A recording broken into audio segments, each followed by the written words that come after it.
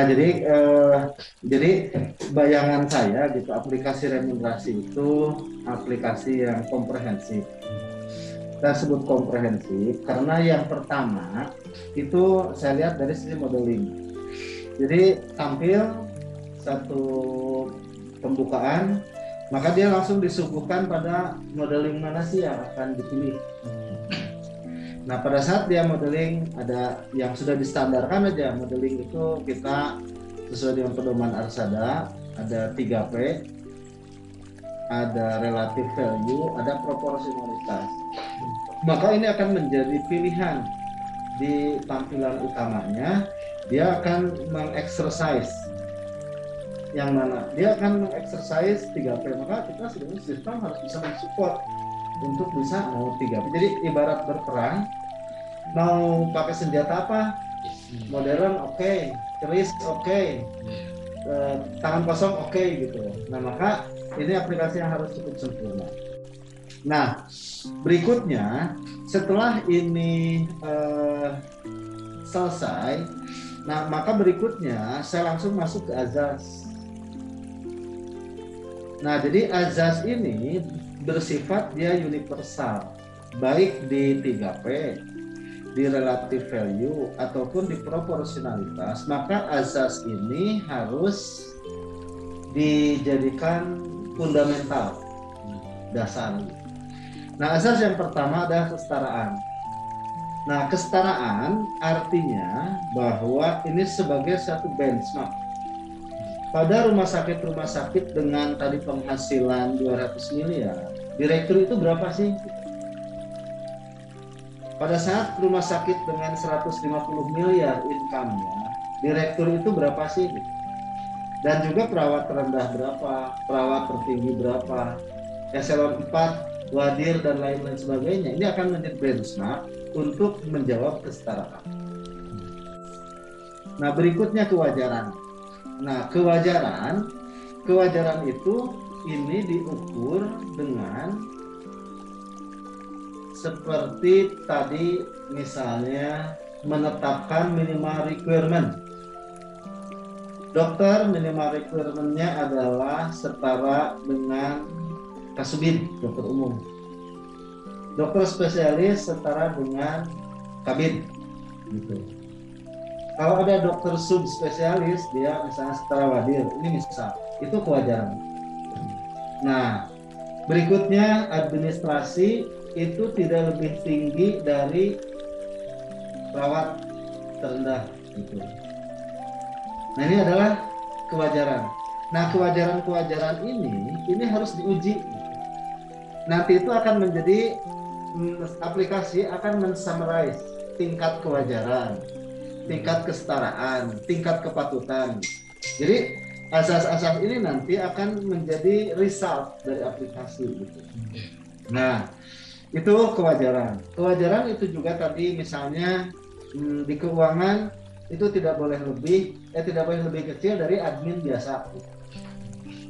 Admin di jasa langsung, dia admin kontak dengan pasien, ada di frontliner, tidak boleh lebih rendah dari admin yang ada di perkantoran. Nah, itu kewajaran. Nah, jadi itulah yang kita discuss pada saat pengembangan. Tapi secara default, aplikasi sudah mensodorkan gitu, standar-standar untuk mengukur kewajaran. Tadi standar-standar untuk mengukur kesetaraan. Berikutnya kepatutan. Nah, kepatutan ini dia sudah berbicara di hasil akhir daripada pembagian. Kepatutan itu kalau misalnya ada seorang staf perawat, dia berdinas di hemodialisa misalnya, dengan mendapatkan 11 juta, pada saat kabag saja hanya mendapatkan misalnya 4.500.000. Nah, itu kan patut tidak gitu. Nah, itu patut juga membicarakan di terendah itu ingin staf itu berapa. Jadi di level semua rumah sakit itu satpam misalnya, oh ini kalau satpam hanya kebagian 400.000 itu pasti jadi gejolak. Nah, ini maka kepatutan itu kan berbicara di situ gitu. Kepatutan. Nah, kepatutan juga mencerminkan tadi pada kelompok-kelompok misalnya penata anestesi sama-sama D3 itu dia dapatnya sampai 17 juta. Padahal ada satu escape di IBS, sama-sama dia di IBS gitu kan. Escape hanya kebagian 2 juta 300 misalnya. Nah, kepatutan itu juga di situ. Nah, kepatutan ini bisa nanti data-data yang di result jadi hasil, itulah yang diuji gitu. Nah, baru terakhir adalah fairness. Nah, fairness ini adalah berbicara mengenai keadilan. Nah, keadilan inilah yang nanti mencerminkan hasil analisa-analisa yang nanti diuji pada akhir.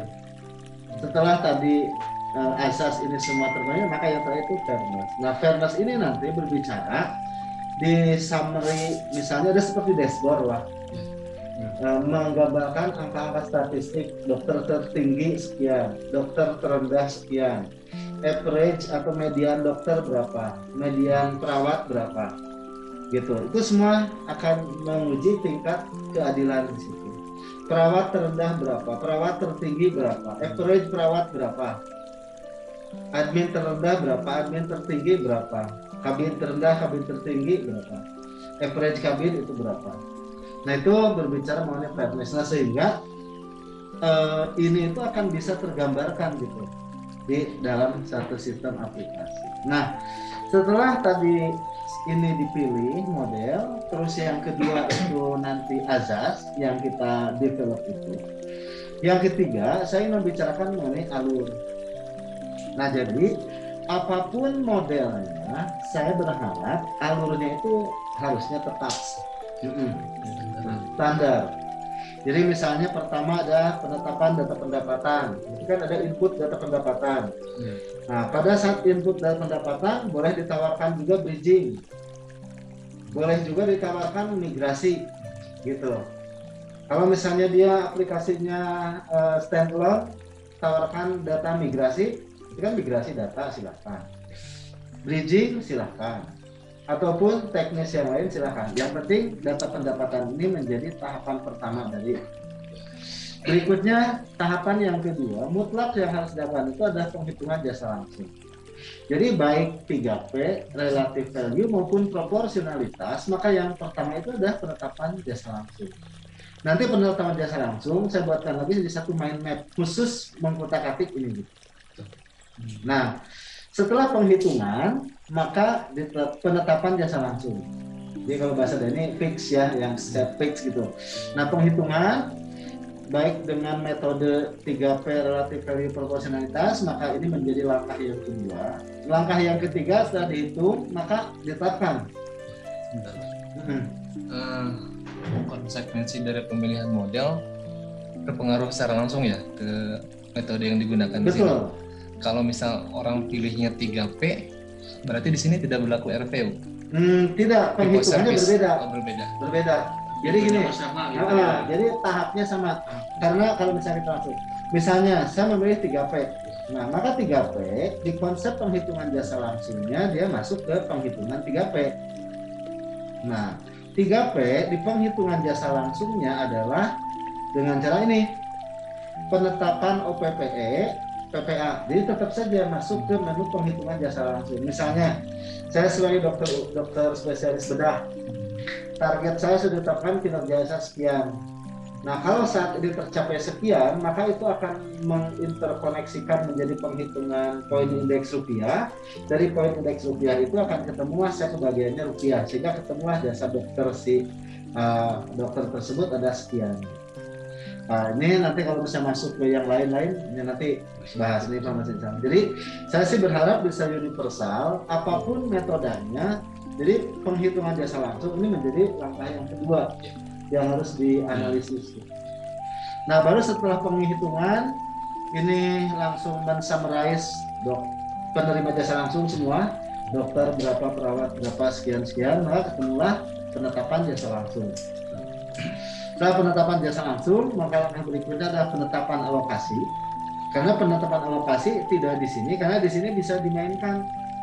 Bisa tadi kalau misalnya terlalu rendah, atau pada saat diuji kewajaran, wah ternyata tidak wajar, atau diuji tingkat fairness, wah nih kalau perawat terendah hanya mendapatkan sekian, maka akan ada penambahan alokasi. Maka ini nanti harus bisa menjawab ini gitu.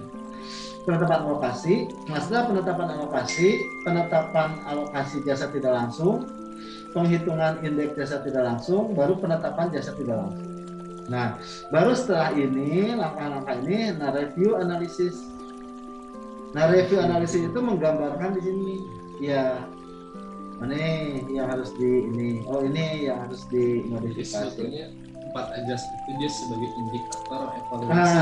Evaluasi betul terhadap, betul. Jadi sebagai ini review analisis. Nah, maka nanti akan ada penetapan keputusan pembagian.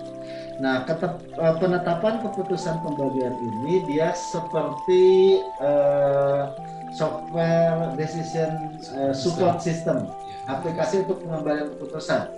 Bila perlu di sini itu sudah muncul yang kesetaraannya paling setara, yang kewajarannya paling wajar, yang kebenarannya paling wajar, maka nanti akan diperolehlah misalnya alokasi sekian. Ini sebagai bahan pengambilan keputusan. Nah, baru di sini masuk ke proses SPJ dan perbankan. Jadi kalau saya sih langkahnya mengidentifikasi seperti ini bersifat universal di 3 model. Nah setelah ini, kalau misalnya rumah sakit itu sudah melakukan exercise, dia sudah menetapkan, maka sudah sebetulnya selesai terjawab. Tapi pada saat dia masih versi trial, dengan menginput data random tidak terlalu banyak, maka aplikasi remunerasi pun bisa memberikan satu studi modeling komparatif. Gitu. Modeling komparatif yang pertama adalah compare dari sistem existing. Kemudian ada migrasi data SIA biasanya menang sabaraha gitu kan. Nah, terus compare modeling dari model yang ini, terus lagi dia analisis decision, dia akan memutuskan yang mana. Nah, terus sistem juga menjawab aplikasi yang direkomendasikan, modeling yang direkomendasikan, yang istilahnya madorotnya paling kecil lah, yang aspek asas-asas ininya paling tinggi gitu. Nah, ini merekomendasikan sistem. Iya, harus bisa seperti ini gitu. Jadi pada saat ini diterapkan, nah ini sudah akan bisa seperti ini.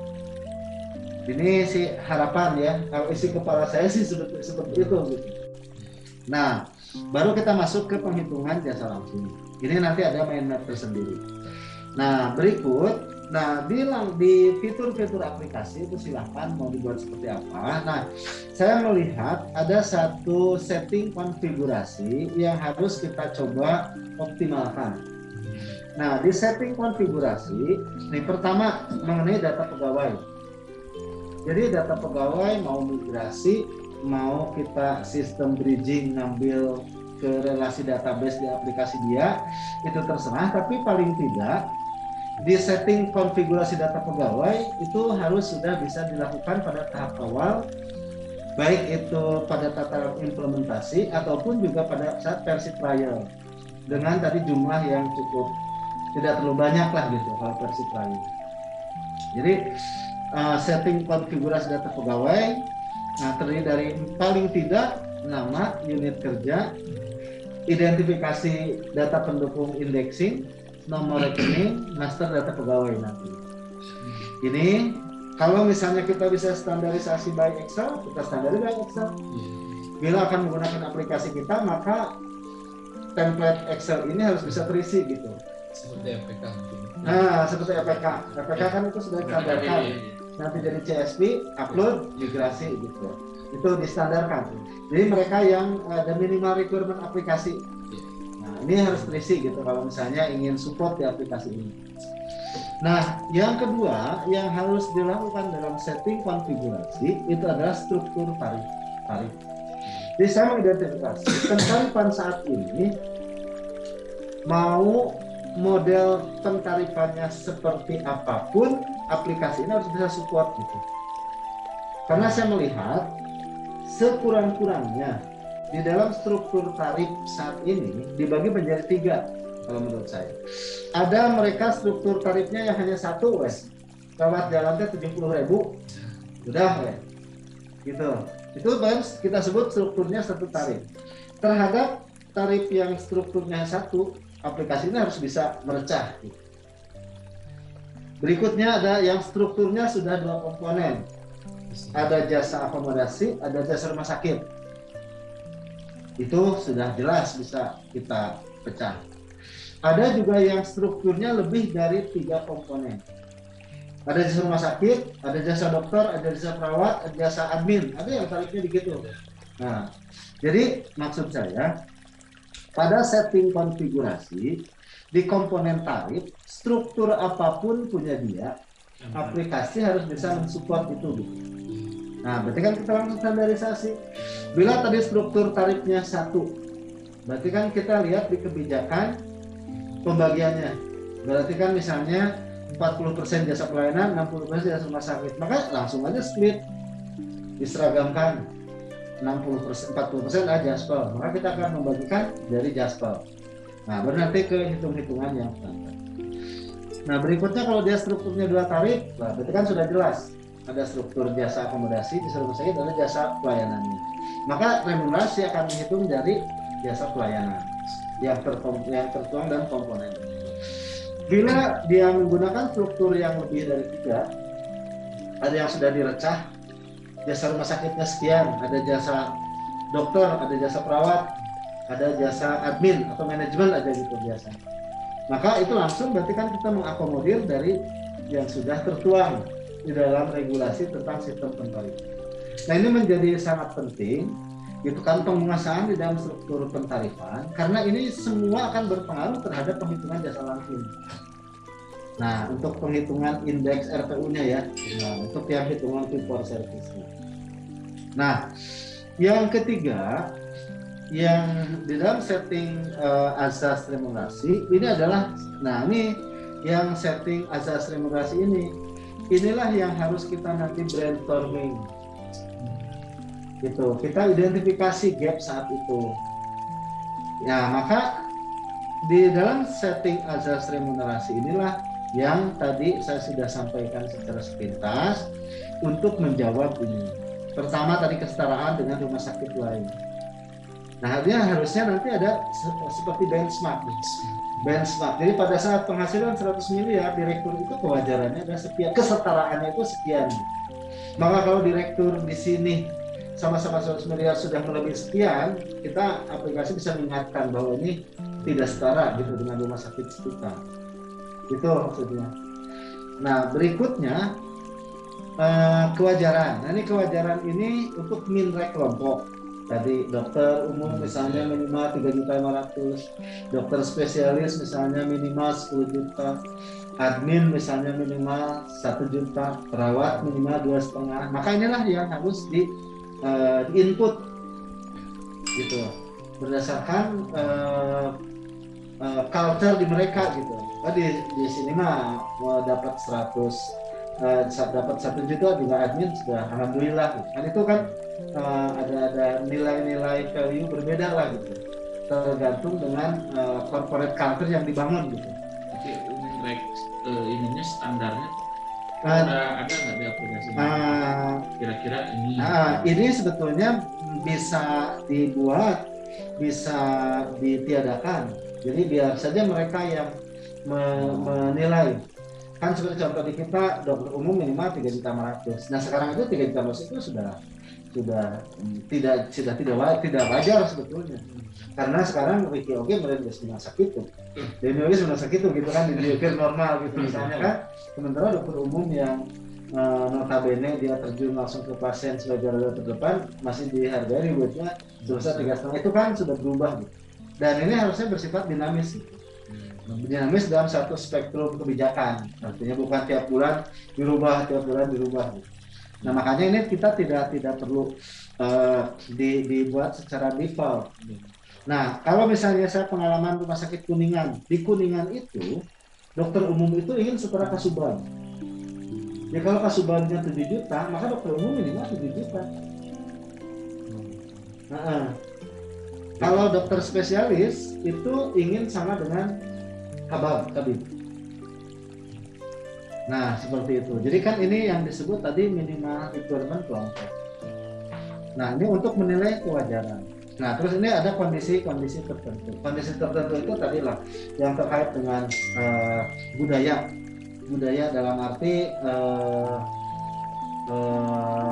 tidak terlalu banyak friksinya lah gitu. Maka tingkat kewajaran ini semakin mudah diwujudkan. Nah, kalau di sini aspek fairness, di sini mengidentifikasi misalnya tadi seperti perawat tidak boleh perawat harus lebih tinggi daripada admin, spesialis setara kabid, dokter umum setara kasih. Nah, ini contoh-contoh ya. Kains revenue center harus setara dengan kasih atau sedikit lah beda sedikit dari kasih. Kains yang call center setara dengan case manager misalnya. Berarti sebetulnya di tahapan ini mungkin dia semacam ada query ya. Tampilkan perawat yang paling rendah, admin yang paling tinggi. Gitu. Dia ada.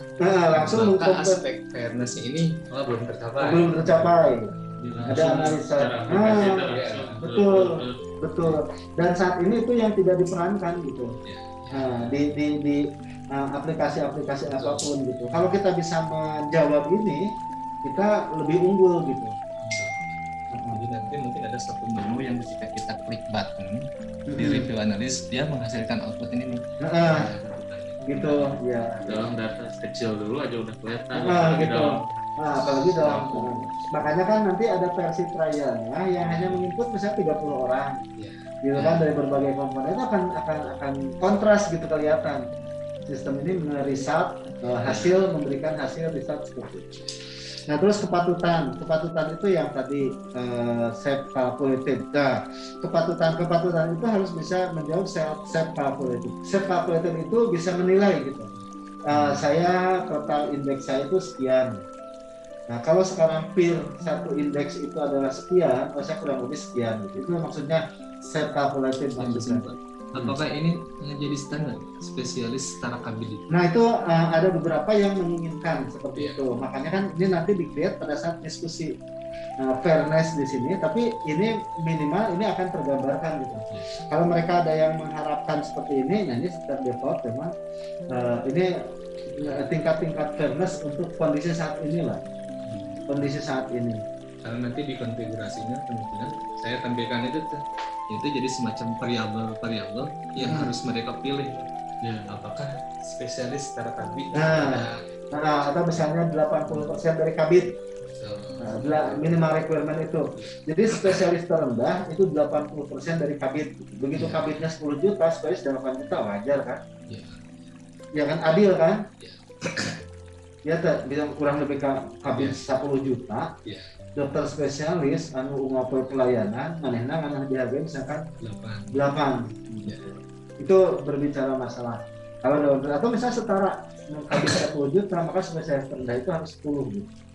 Dan ini nanti ya DNG ini itu nanti harus menjawab juga terhadap di sini keputusan pembagian. Jadi dalam arti berapa sih yang harus disupport agar ini itu bisa fairness gitu.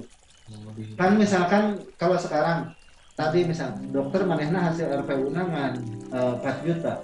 Cuma karena kita tetapkan asas fairness-nya seperti ini, berarti kan dokter spesialis kulit kelamin itu harus mendapatkan subsidi 4 juta gitu kan untuk agar bisa setara 80% dengan kabin pada saat tadi kabinnya 10 gitu kan. Nah, maka ini itu akan terinterkoneksi gitu ke kebutuhan resource untuk kalau di kita mah subsidi lah minimal subsidi minrek kalau di kita mah ketika eksekusinya apakah merubah alokasi atau mengambil dari pos yang lain? Nah, betul. Jadi kalau misalnya untuk hal tersebut, jadi nanti harus juga ada seperti opsi kalau mengambil dari JTL akan seperti apa. Ya kan, berarti kan kalau ngambil dari JTL maka ada komponen-komponen lain yang akan berubah, adminnya jadi berkurang, gitu kan, berkurang. Atau nanti ada ditawarkan satu penambahan dari alokasi, gitu, sehingga alokasi totalnya yang bertambah, gitu kan, sehingga nanti untuk mencapai ini. Dari kepatutan terus lagi mengacu pada UMR kalau misalnya ada kepatutan, misalnya kan kalau UMR di sini 2,7 misalnya, maka di sini minimal yang terendah itu harus 2,7 misalnya. Ada rumah sakit yang memberlakukan seperti itu. Ada misalnya yang mengacu kepada TPP. Kalau TPP-nya di sini staf 3.500.000, makanya harus terendah staf itu 3.500.000. Ini mah contoh-contoh kepatutan saja. Terus review terendah dan tertinggi ini tadi yang summarize. Jadi harus bisa mensummarikan seperti itu. Nah, terus di setting konfigurasi itu juga ada analisis remunerasi. Nah, terus yang saya ingin tambahkan itu di aplikasi itu ada modeling standarnya. Gitu kan, modeling standarnya dengan konsep yang sudah cukup jelas 50-50 gitu kan, atau 60-40. Nah, dengan konsep 721 secara default. Nah, gitu. Nah, terus lagi model standar sesuai pedoman, ada resultnya. Terus lagi ada assessment untuk single salary. Assessment single salary itu untuk menggabungkan tadi lah ya, P1, P2, P3. Nah, ini secara harapannya sih saya berharap bisa menjawab seperti ini, sehingga saya masih tunda-tunda mereka yang request gitu kan, sampai nanti kita bisa satu model yang seperti ini gitu.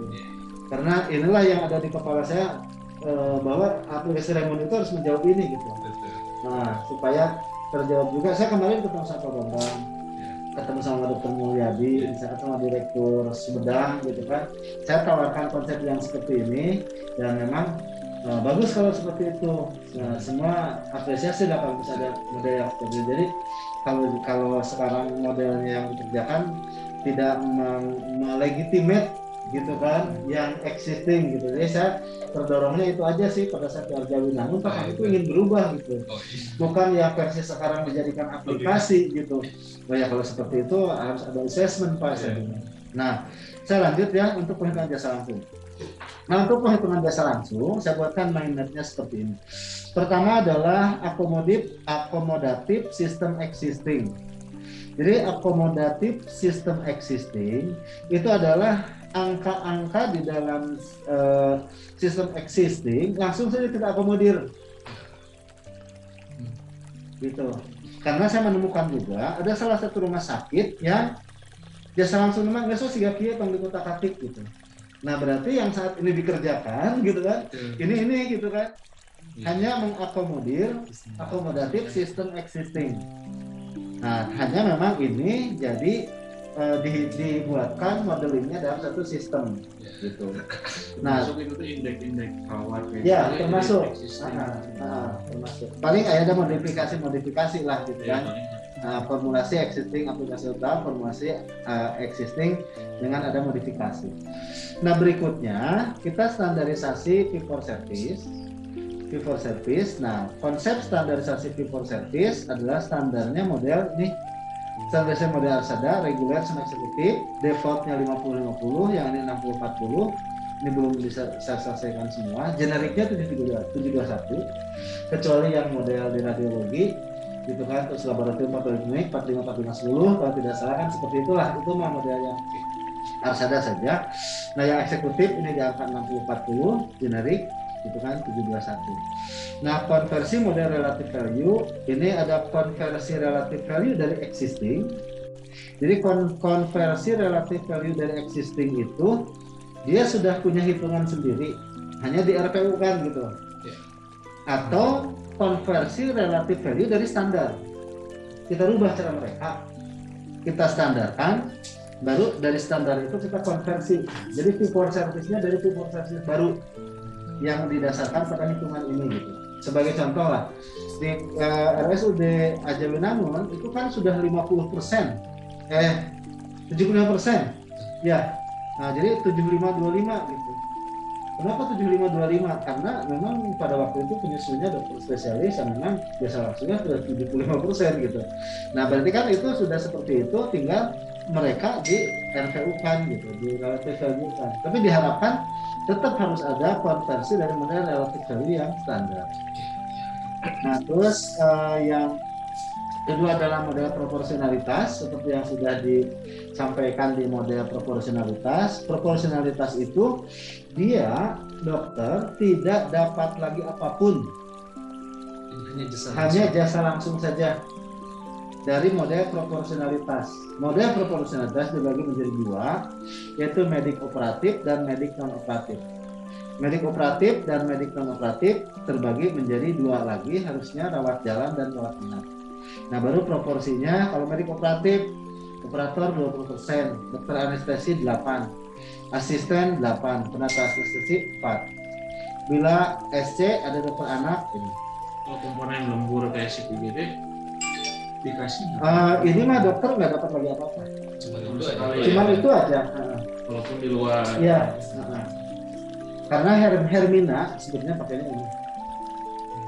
Gitu. Jadi nggak dapat lagi apa-apa tuh. Nggak ada tambahan itu ini. Gitu. Nah ini kalau yang tadi model proporsionalitas. Nanti medik non operatif. Nah terus yang berdasarkan jenis cara bayar, nah perhitungan jasa langsung berdasarkan jenis cara bayar, ini umum, JKN, jam kesda, nota perusahaan, bebas bayar dan lainnya. Maksudnya, jadi baik dia fee for service, baik dia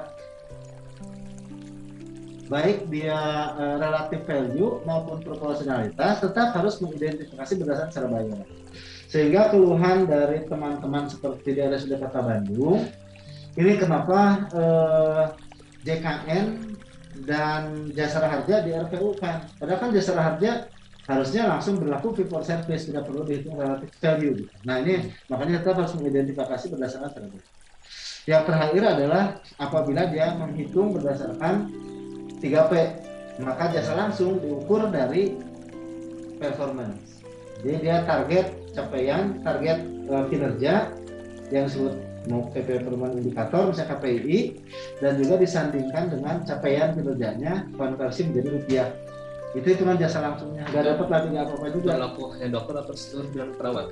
Berlaku hanya dokter aja. Perawat yang berlaku sama dokter dan perawat. Penerima jasa langsung aja. Karena di konsep ini kita modifikasi 3P-nya nanti tetap hitungan jasa langsung, setelah jasa langsung ketemu, maksud sisanya tetap jasa tidak langsung. Karena kalau 3P Kemenkes itu harusnya menghitung berdasarkan corporate grading, berdasarkan indeks pegawai secara keseluruhan. Targetnya dalam bentuk apa Pak? Angka aja. Persen. Kalau misal ada 100 dokter dan perawat berarti satu persatu ada inisiasi target. Iya. Dan itu berlaku tiap bulan kah atau bagaimana? Berlaku tiap bulan. Jadi tetap saja misalnya KPI-nya target dia 80%, sekarang hanya tercapai 75 gitu. Maka nilai itulah yang nanti dikonversi terhadap di KSM-nya dia. Nanti ada sih itu hitung-hitungannya itu sendiri. Ya. Jadi angka-angka ini menjadi suggest default ya. Suggest default seperti ini. Ketika rumah sakit berbeda boleh juga ya. Boleh. Tapi polanya seperti ini. Ya. Domainnya ke sini. Gitu. Biar enggak.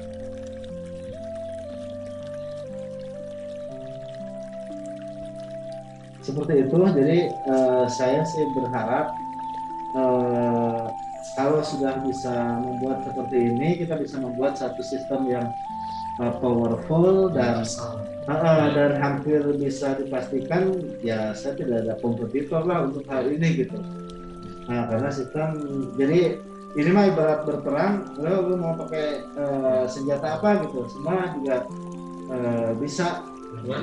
Kalau menurut saya sih apa pas model itu akan berlaku seterusnya atau per 3 bulan ganti, karena kan aplikasi tetap harus dikunci. Nah itu pada saat mereka membeli kita asesmen membeli itu udah kunci, berarti kan diberikan itu tetap hanya satu yang dijalankan, yang lainnya didisablekan lah. Nah itu maksudnya takutnya akan berdampak nanti begitu pendapatan turun tidak ganti jangan. Jadi tetap aja mereka kan, jadi kan ini sistem harus connect dengan regulasi. Nah, pada saat ini connect dengan regulasi, maka nanti saya akan mensupport ada satu perbuk atau perwal untuk mensupport aplikasi ini. Dari ini nanti, kalau misalnya ini sudah, berarti kan sudah saja gitu kan. Mereka pasti yang lainnya itu didisablekan. Oke. Seperti didisablekan gitu. Tapi satu klik pilihan itu berarti saya udah milih ini, nggak bisa milih yang lain. Iya, maksudnya kan Atau berlanjut. nanti kalau keputusan eksekusi disable itu ada di kita. Ada di kita. Jadi dia percobaan sih. Percobaan saya kan versi trial. Ketika misalnya sudah ini sudah Nah, oke, sudah dari oke. model ini Pada itu kita ya eksekusi. Karena Iya. dampaknya kan nanti berlanjut Iya. bulan berikutnya kita Betul. ganti aja. tidak bisa karena kan itu mengikat di regulasi. Regulasi.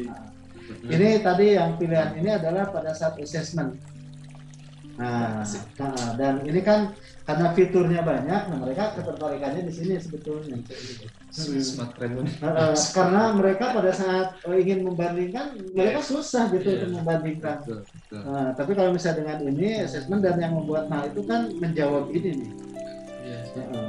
menjawab ini. Nanti sedikit kita bongkar dari sistem yang kemarin kita. Iya. Berarti yang perlu ditambahkan adalah di depan. Ini kan di depan, depan, ya. Di depan. Kemudian ini di depan, nih, di depan jadi kan master lah seperti itu. Jadi kita jawab tuh di Betul. Tahapan ini sudah kita lalui, yang belum ada ini nih, review analisis dari penetapan kerusuhan dia harus mengacu ke sini kan ya. Harus mengacu ke sini. nanti kan banyak memang pas proses SPJ juga, oh ini hasil ini jawabannya semua kan. Oh, kemarin kan kita jawab seininya aja sesuai dengan di Iya. dulu. Kita kan mengukurnya yang kita gitu. Padahal kan yang kita itu sudah tidak default. Jawabnya gitu. Yang kita itu sudah tidak standar. Nggak susah kita. Nanti mah kan otomatis.